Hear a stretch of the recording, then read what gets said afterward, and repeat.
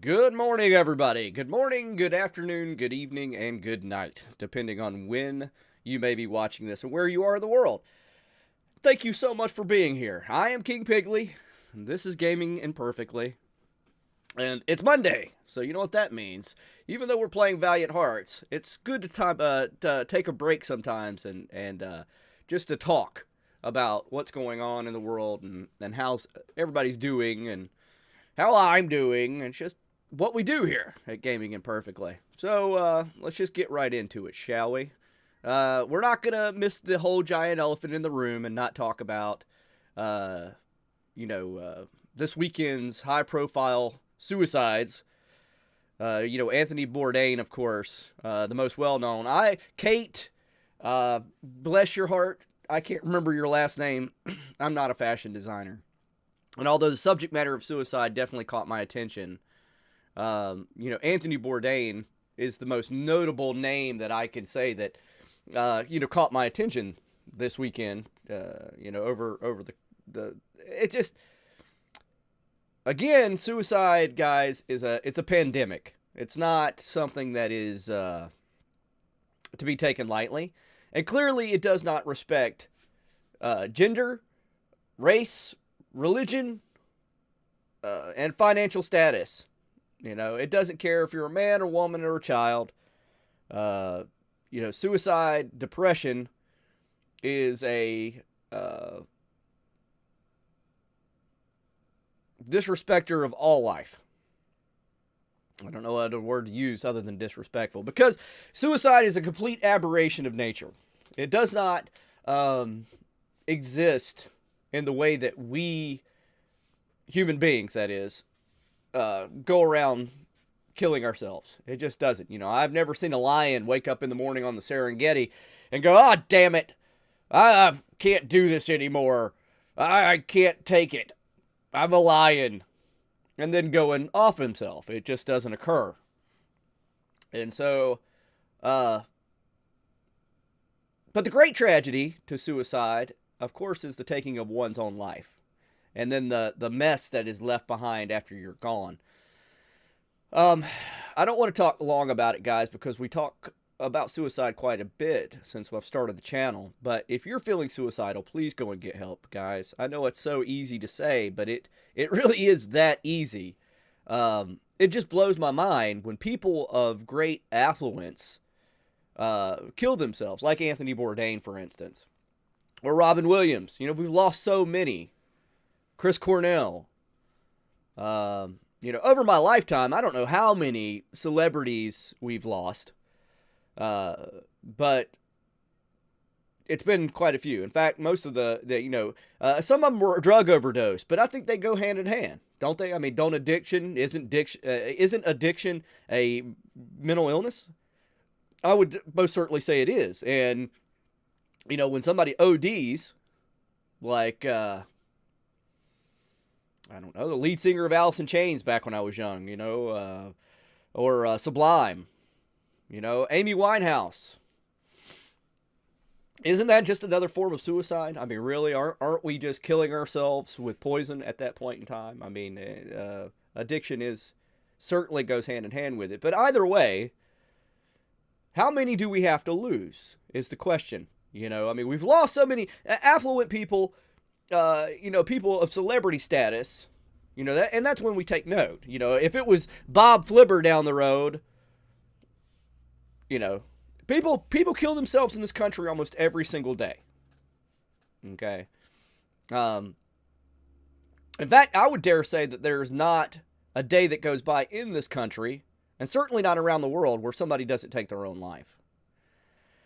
If there is a person killing themselves every single day, why are we not discussing this more often? What is the deal? I just don't understand. But getting back to what I was saying, people of affluence, it really surprises me that the celebrities, a culture out there being what it is, I question myself. I spent some time thinking about this, guys. I mean, when I'm not here talking to you guys or playing video games, I have plenty of time to think about things. And I was sitting on the back porch yesterday, staring out at the beautiful Kentucky scenery, and I was really thinking hard about why these people chose to take their own life. I'm talking about Anthony Bourdain in this case. He same thing. When Robin Williams killed himself, it just killed me. It just broke my heart. Same thing with Chris Cornell. Soundgarden and Audio Slave. I grew up listening to him. I remember Kurt Cobain killing himself, and it was just devastating to me. I think I was 15 at the time, 16, somewhere in there, and it just killed me. But the question is this. In the case of Anthony Bourdain or Robin Williams or any of these, high-profile celebrities that have killed themselves, why did they not seek help? I mean, think about this, guys. Robin Williams, for instance, could have called anybody in the world. He could have cold called anybody in the world and said, hey, my name's Robin Williams and I'm feeling really depressed. And everybody would be like, oh my God, it's Robin Williams. Anybody on the phone. I mean, he could have called up anybody.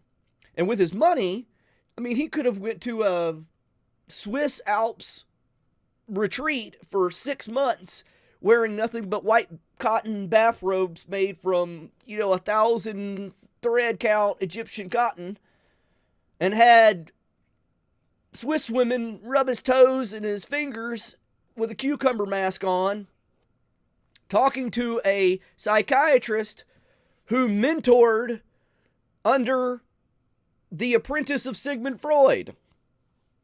He could have afforded that. And not to mention, like I said, who wouldn't have... seriously, if you were sitting at your house and the phone rang and you picked it up and it was Robin Williams, really Robin Williams, would you not have talked to him? Of course you would have. This man was beloved. The same thing with Anthony Bourdain and any of these people. They are loved by hundreds of thousands, if not millions of people worldwide. And yet they feel so alone that ultimately they choose to take their own life. And why? Why is that? And the only thing I can think is, the curse of the rich man. At least that's what I call it. The curse of the rich man is this. Everybody wishes to be rich. But once you're rich, you start questioning, this is my personal theory on the subject, you start questioning whether or not people are your friends because they like you and want to be your friend, or are people your friends because you're rich and famous? Did Robin Williams convince himself that if he talked to anybody, they were just doing it because he was Robin Williams and not because they cared? Was he looking for somebody that cared but didn't care who he was?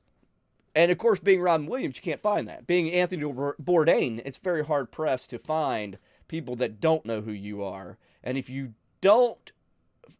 incapable of finding people that don't know you by your celebrity status, what does that make them? Does that make them your friend, or does it make them a fan?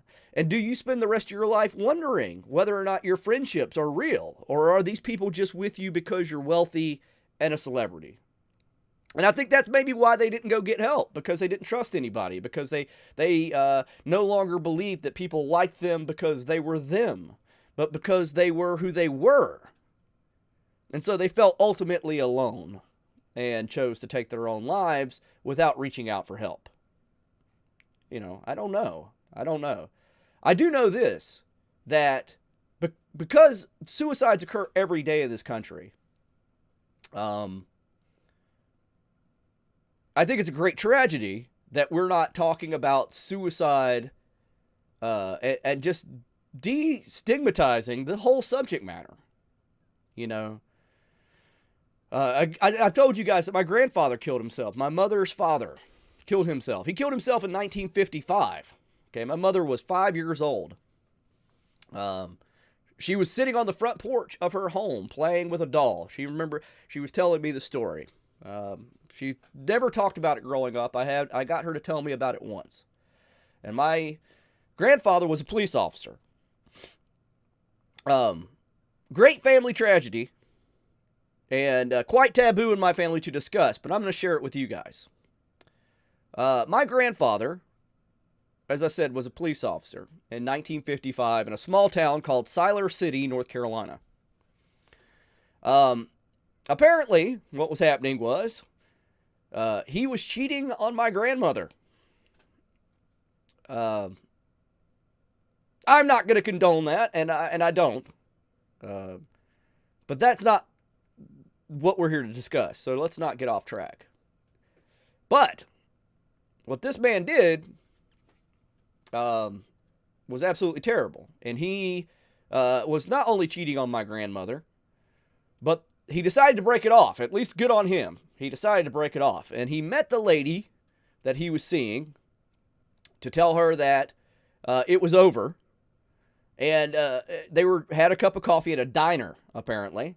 And to his great surprise, when he told her that it was over, she threw a cup of scalding hot coffee into his face. Again, this does not, guys, this is important that you hear this too. Rejection, violence, not acceptable. Okay? If you are rejected, violence is not acceptable. Because what he did was, after the hot cup of coffee in his face, was he chased this woman out of the diner, which she got up and ran out of.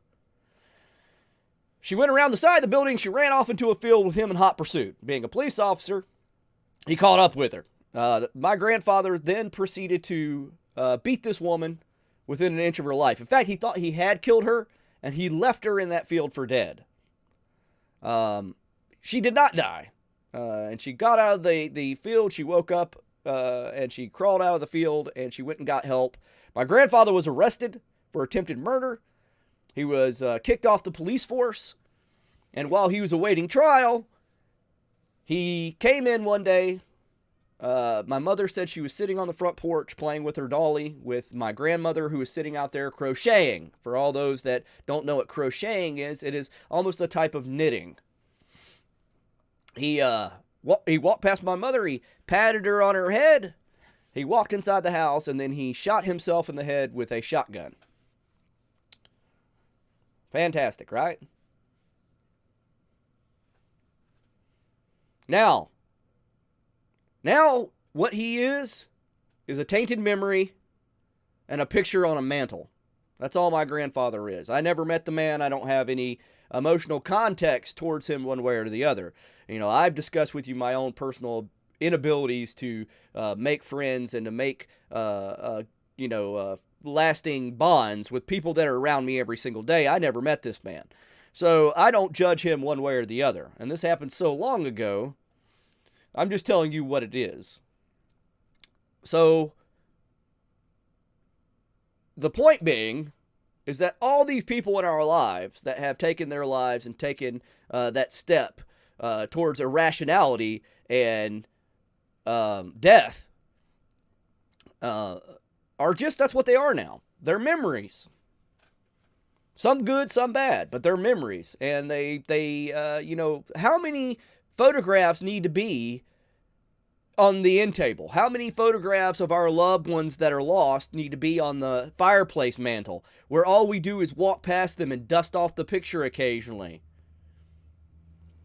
You know, why can't they be here? What happened? Where's the breakdown? I don't know. I don't know what to tell you guys.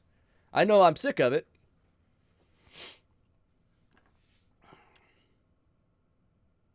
What to do, guys? I mean, that's the question, isn't it? What to do? Because, as much as I say talk about this, how many people are going to see this video? And then how many people are going to see this video that actually are going to listen to what I have to say? I hope millions. I mean, holy crap, guys. There's a forest in Japan called the suicide forest where people go and kill themselves on such regular basis. We've discussed this before. I mean, aside from Logan Paul being a moron and disgracing himself by going out and filming a suicide victim like a fucking idiot,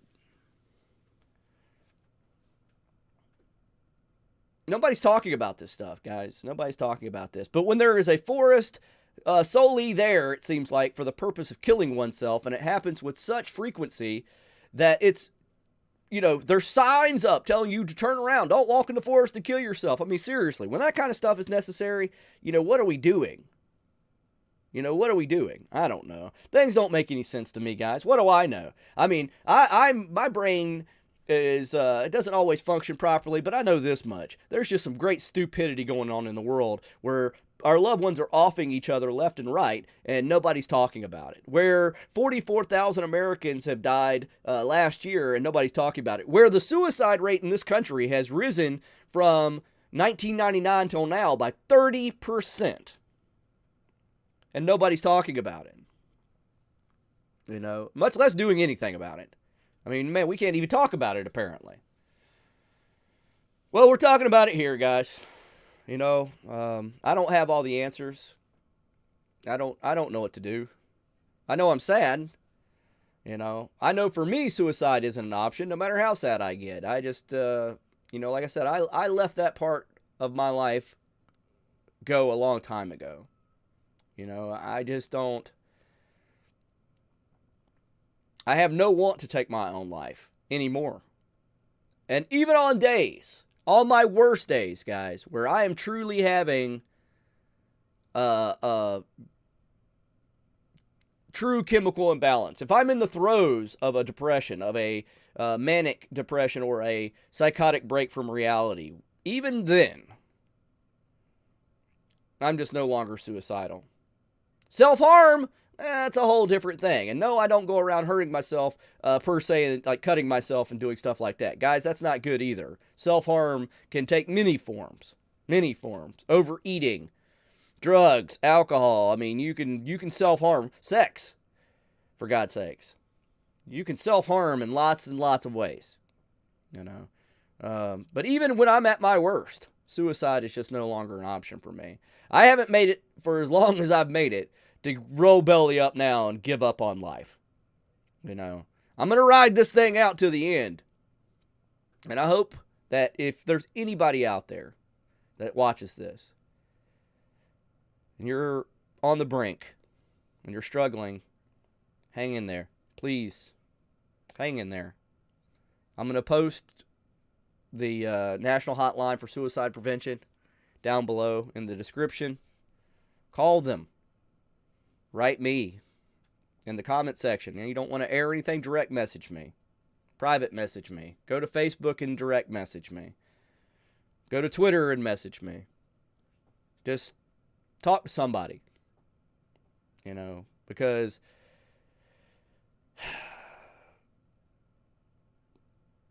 like I said, guys, I know this has to stop.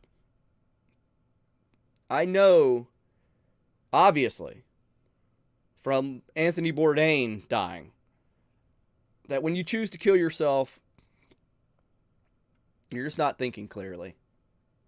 I mean, Anthony Bourdain had enough money and power that he could have made, you know, King Henry VIII blush like a schoolgirl. I mean, seriously.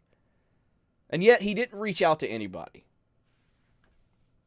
You know, I don't know what to tell you guys. Don't make these mistakes. That's what I tell you guys. Don't be these people. These people who could have gotten any treatment and could have gotten any help that they chose, if they chose to, and chose not to. Don't be that.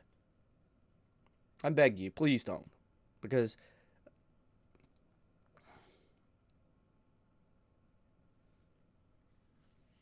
I'm just sick of this, guys. I'm so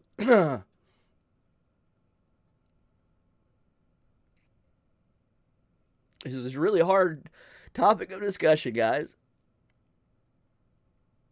And I'm just tired of it. I'm tired of all the pain that it causes. I'm tired of all the death.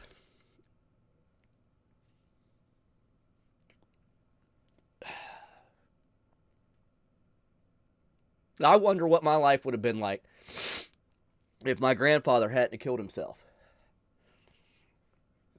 I wonder. But we'll never know. Because once you kill yourself, guys, I'm sorry, guys, I get emotional. I'm an emotional guy. What's done is done. And all we can do is move forward with our lives. Learn from the mistakes of those behind us. We don't need to dwell in the past because you can't change the past. But you could certainly learn from the mistakes made by the people of the past and not repeat them. And that's what we're going to do, guys. We're going to learn. We're going to grow. We're going to do it together. And we're going to enjoy the rest of this wonderful life that we've been given. Because, guys, this is a gift. Every single day is a gift. It has nothing to do with religion. It has nothing to do, no dogma involved, guys. It's just precious. The fact that you are alive and here is a marvel. Embrace that. Realize your uniqueness. Realize how special you are, because you most certainly are. You're precious. All of you out there that may see this, that may not see it. I'm talking to everybody in the world right now. You are all wonderful, beautiful, unique individuals. And I'd give $1 million for every one of you if I had it, because you're that great. And you're loved and cared for. Some of you in ways that you don't even know by people you don't even know. But you are. So, that's it for me. I don't have any more in me today, guys. I'm just sharing my thoughts today. I don't have any answers. I just know that it's a problem, and I'm just tired of it. Tired of all the loss. You know, I saw a picture of Chester from Lincoln Park the other day. And it damn near made me... I'm not even that big of a Lincoln Park fan. I'm just tired of it, guys. But the only way we can beat this is by doing it together. By talking about it, by having a Discord, and being honest about how we're feeling with each other, and helping each other. That's how we beat this thing, guys. The people that are in power are clearly not going to do anything about this. You know, here in America, it's for the people and by the people. It's what it's always been. You know, in the movie The Patriot with Mel Gibson, he says a great quote at the very beginning. Why should I trade one tyrant 3,000 miles away for 3,000 tyrants 1 mile away? Let me tell you something, guys. An elective representative gives two craps about you. I'm not saying every person in Washington, D.C. is a shitheel, but the majority of them have their own agendas and they have their own things they're worried about. And mental health, your mental health in particular, especially since they don't know you, really doesn't mean much to them. So let's take care of each other, because this is what we have. If we rely on somebody else constantly to talk about this stuff, if we rely on the governments of the world to step in and try to help, look, people have been starving all over the world, dying of starvation. 2018, there are people dying today because they haven't had food to eat, and yet McDonald's is throwing away, Walmart's throwing away trash bags full of edible food that they've deemed unsafe to sell or eat. Gallons of milk, loaves of bread, one day past the expiration point, and meanwhile there's a child starving today. And nobody's going to do anything about it. If the governments can't feed starving children, do you think they give two shits about your mental health or my mental health? They got bigger fish to fry. They're too busy pushing their own agendas and worrying about who's sleeping with who and who's doing what. They don't care, guys. But I do. And I think the rest of you do as well. So join me. Continue with this discussion, guys. Go out. Talk to your friends. Check in on them. Everybody check in. Ask each other, how is it with your soul? How is it with your mind? How is it with your heart? Whatever you got to ask. You're an atheist. You don't believe in a soul. The human being is just a construct of carbon, and we're all put together in one sort of amino acid protein strain giant doom machine that we are. So be it. If that's what we are, go ask your fellow doom machines how they're feeling. How are those electrical impulses in the old brain firing today, Bob? They're firing just well, Jim. Do what you got to do, but talk to people about how they're feeling. Because that is the way, if somebody would have asked Anthony Bourdain in earnest, one of his friends, would have called him up and said, hey, Ant, how are you there, bud? Tony, what's the word? You feeling okay, buddy? And he would have sat there with a cigarette in his hand talking, no, man, I feel like shit. I'm going to go fucking hang myself. No! Hey there, Tony friend. Let's talk about this a little bit. But chances are nobody said a word to him. Chances are he had a couple of glasses of wine. He was sitting there. The thought struck him, and he went out and killed himself. I'm going to wrap this up. Guys, it's just that fast and it's that simple. My wife had a boss, and I'm not going to say names because it's just respectful. But she had a boss where she worked a few years back. Guy has never been diagnosed with mental health in his life. He was 53 years old. He had children, a wife. He was never divorced. He was the boss of a major retail office outlet. Kind of rhymes with Med Dex, you know what I mean. He was the manager of an entire area. So he was making bank, probably 3 figures a year, or 6 figures a year, excuse me. He was at home one day.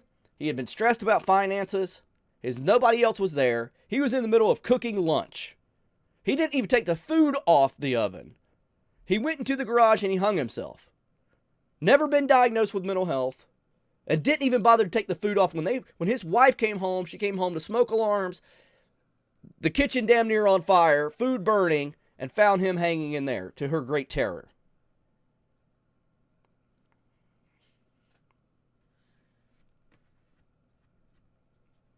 It happens that fast, guys. You're fine cooking lunch.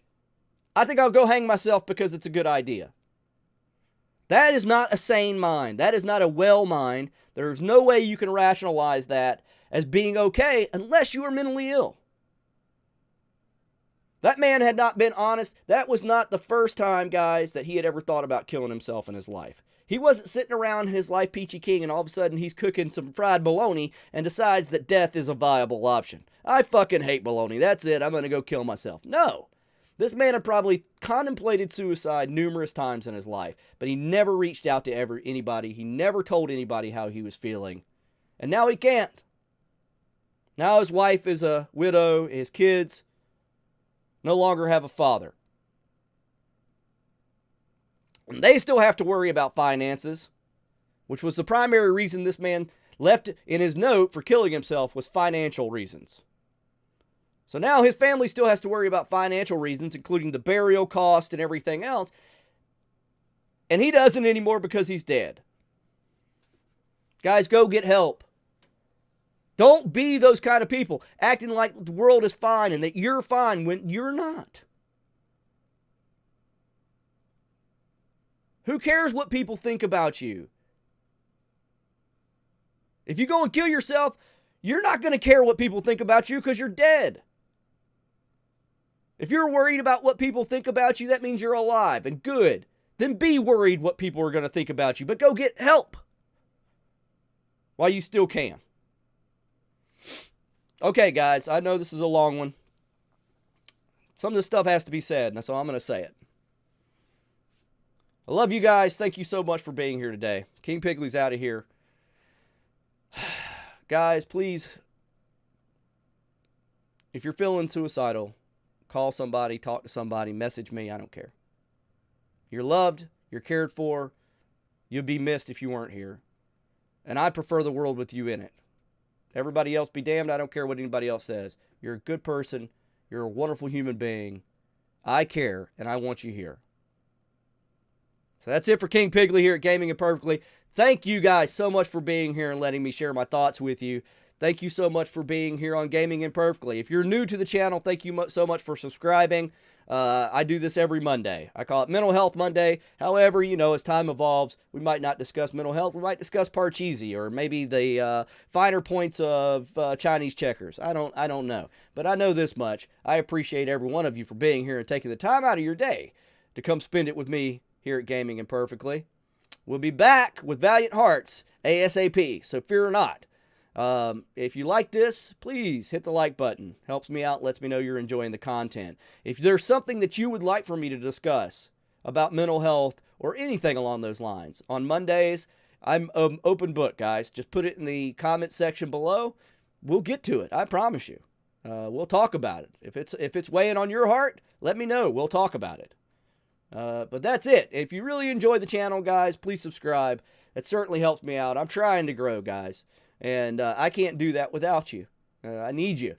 So, come with me, stay with me, join in this great Discord we're having about mental health. And I'll see you guys in the next video.